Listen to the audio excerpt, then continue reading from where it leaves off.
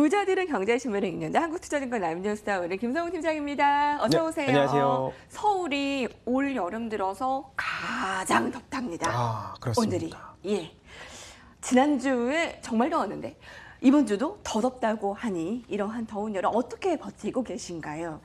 에어컨은 껐다 하면 더 전기세가 된대요. 네, 그래서 저는 뭐 틀어놓고 자고 한두 있습니다. 달 켜는 거 좀 시원하게 보내자. 뭐 이런 주의 분들 많으시네요. 여러분, 월가 시각을 오늘 볼 필요 있어 보입니다. 영원한 건 없다. 이 빵 종목에 대한 비판적인 목소리가 커지고 있습니다. 사업 모델을 손봐야 된다라는 시각이고요.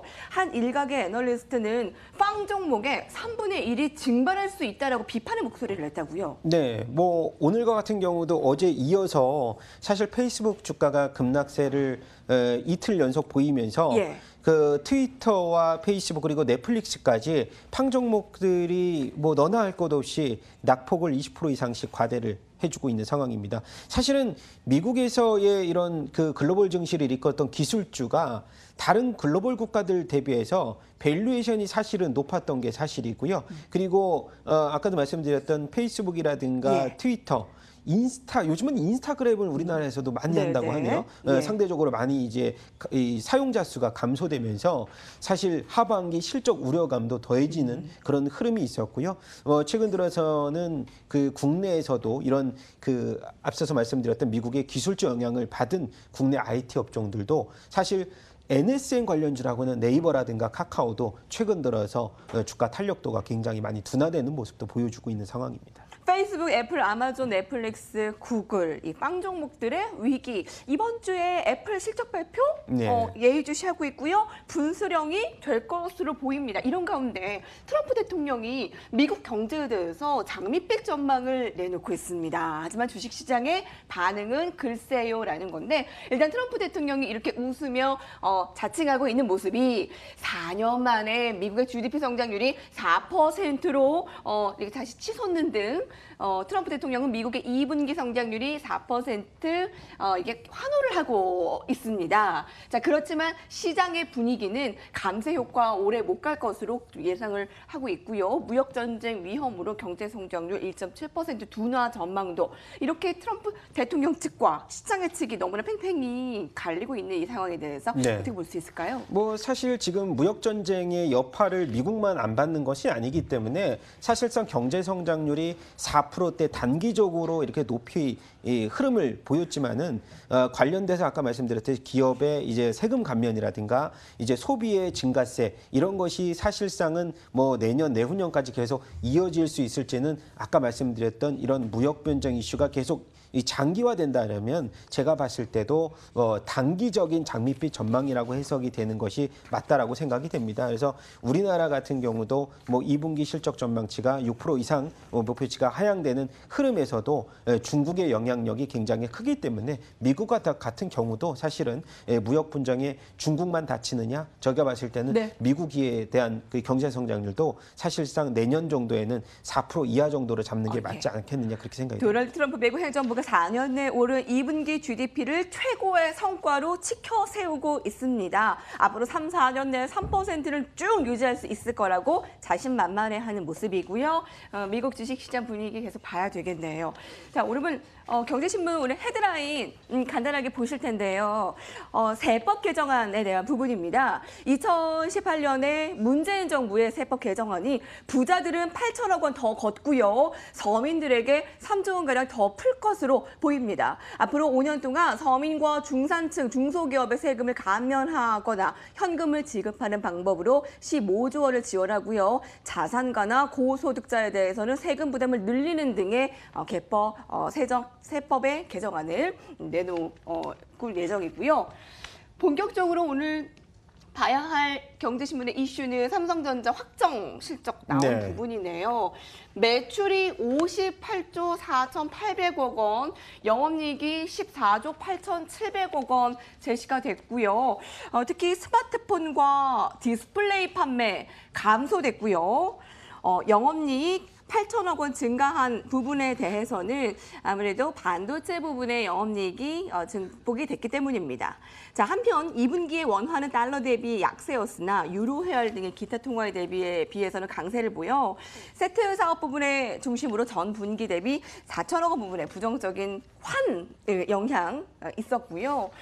배당 부분도 눈여겨보네요. 한 주당 354원, 종류 배당금 총액이 2조 4천억 원 가량입니다. 실적 부분 나온 것들 세분화해서 어떻게 평가 내주세요? 네, 지금 보면은 사실 갤럭시 S9이 판매 부진을 겪었던 게 A과의 차이가 제가 봤을 때도 크게 없습니다. 그리고 노트 관련돼서는 지금 이제 노트 9이 8월 20일 이후에 제가 알기로는 사전 예약에 벌써 들어가는 것으로 이제 알고 있는데요. 관련돼서는 일단 낸드라든가 이제 디램 부분에서도 굉장히 고성능화, 말하자면은 샤오미 같은 경우, 화웨이 같은 경우도 지금 게이밍 관련된 이 모바일 시장에 대해서 관련 그 흐름에서의 이 핸드폰이 따로 나오고 있는 상황인데, 제가 봤을 때는 이 갤럭시 노트 9은 게이밍 구동이 뭐 고성능에서도 가능한 그런 것을 실현함으로써 사실상은 이제 판매 매출 이 가속도를 달릴 수 있는 부분이 지금은 이 IM 부분에서 전년 동기 대비해서 30% 실적이 이제 감익이 됐단 말이죠. 이것을 상쇄시킬 수 있는 부분이 노트 9이 제가 봤을 때는 충분히 가능하다라고 보면서요. 그 와중에서도 이제 반도체 부분을 우리가 보자면은 네. 50% 이상 영업이익률을 하이닉스와 같이 달성을 했다는 점이 고무적이고요. 그리고 낸드 부분에서도 시장 성장, 평택 공장 이제 증설로 인해서 낸드 부분 실적까지 가세가 된다면 충분히 우리가 예상할 수 있는 3분기 실적, 뭐 영업이익 차상 최대를 제가 봤을 때는 뭐 잠정 우리가 예상치보다 더 달성할 수 있는 부분이 확실하게 이제 어느 정도 네. 퍼포먼스가 보여줄 수 있다. 그렇게 긍정적으로 보이는데, 단 하나의 악재라고 하면은 아까 말씀드렸던 미국에서 미국발 기술주의 하락이 네. 사실상 상승 탄력도가 조금은 둔화될 수 있다라고 생각이 되고 있습니다. 예, 메모리 반도체 부분 여전히 좋았고요. 아까 IM 부분, 그게 네. 스마트폰 부분입니다. 여러분 보시다시피 작년 분위기가 좀 달라요. 막 바꾸시는 분들 좀 적어졌어요. 네. 막 신제품에 민감해지고 디스플레이 부분도 약간의 감소. 그리고 아까 미국의 빵 종목에 영향 미치는 부분 삼성전자 봐야 된다라고 의견 주셨습니다. 여기까지 보고요. 국민연금 결단입니다. 스튜어드십 코드 도입 전격적으로 결정을 했습니다. 자, 이제 무배당 그런 관련주들, 그 지주사, 거기다 코스피의 날개를 펼칠 수 있을까? 지배구조 개편 기대감까지 지금 지지부진한 코스피에 활력이 될 수 있을 것으로 여러분은 보시나요? 무배당 기업 지주사 스튜어드십 코드 수혜주로 대주주 국민연금 주주 제한을 통해 해당 기업 배당 확대 등의 건의가 큰 압박이 될 것으로 보입니다. 자, 그래서 3년 연속 순이익이 흑자인데도 무배당이거나 배당 성향이 10% 미만 기업들 배당 확대 기대감이 커지고 있다고 보고 있는데요. 자, 종목들 볼까요? 5% 이상 국민연금이 보유를 하고 있고 3년 연속 순이익인데도 3년째 무배당 인 기업들로 표를 다음 걸 보겠습니다. 현대미포조선, 대한네온, 후성, 덕산네오룩스, 원익머티리얼즈, AJ렌터카, 대양전기공업, 페노션, J컨텐트리 등등이고요. 국민연금 지분이 5% 이상이고 3년 연속 순이익 흑자를 내고 있으나 3년째 배당 성향이 10% 미만인 곳, 대림산업, 신세계, 현대그린푸드, 현대백화점, 네이버, 사조산업 등등입니다. 거기다 배당 증액과 더불어서 주가 상승과 그에 따른 코스피 재평가, 거기다 종목들 어떻게 바라볼 수 있나요? 네, 지금 보면은 사실 이제 이 무배당 기업들 아까 말씀해 주셨는데, 국민연금이 10% 이상 보유한, 지분율을 보유한 기업이 한 107개 정도가 됩니다. 그 중에서 이제 우리가 대표적으로 4대 그룹, 삼성, 뭐 LG, 현대 등등 이런 기업들은 이제 배당 성향이 그래도 어느 정도 좀 그 늘려나가는 지금 수준이고요. 아까 말씀드렸던 기업 중에서는 우리가 대표적으로 실적 성장이 굉장히 급증할 수 있는 J콘텐트리라든가 그리고 현대 미포조선, 뭐 대림산업 등을 일단 우리가 네이밍이 있으면서도 이런 스튜어드십코시에 활발하게 좀 그 이행할 수 있는 그런 기업들을 주목해 보시는 것이 좋고요. 최근 들어서 이제 스튜어드십 코드가 우리가 기업의 훼손에 대해서는 경영권을 이제 어느 정도 그 의결권을 확보하겠다. 그리고 또 추가적으로 이런 아까 말씀드렸던 이 말썽이 있는 기업에 대해서는 임원 등의 그 그런 것에 해임할 수도 있는 네. 그런 국민연금의 의결권을 계속해서 좀 도입을 시키겠다라고 해서 긍정적으로 평가가 되는 부분이 많습니다. 앞서서 여러분 2014년에 스튜어드십 코드를 제정한 일본은 1년간 주가가 26% 급등한 사례가 있습니다.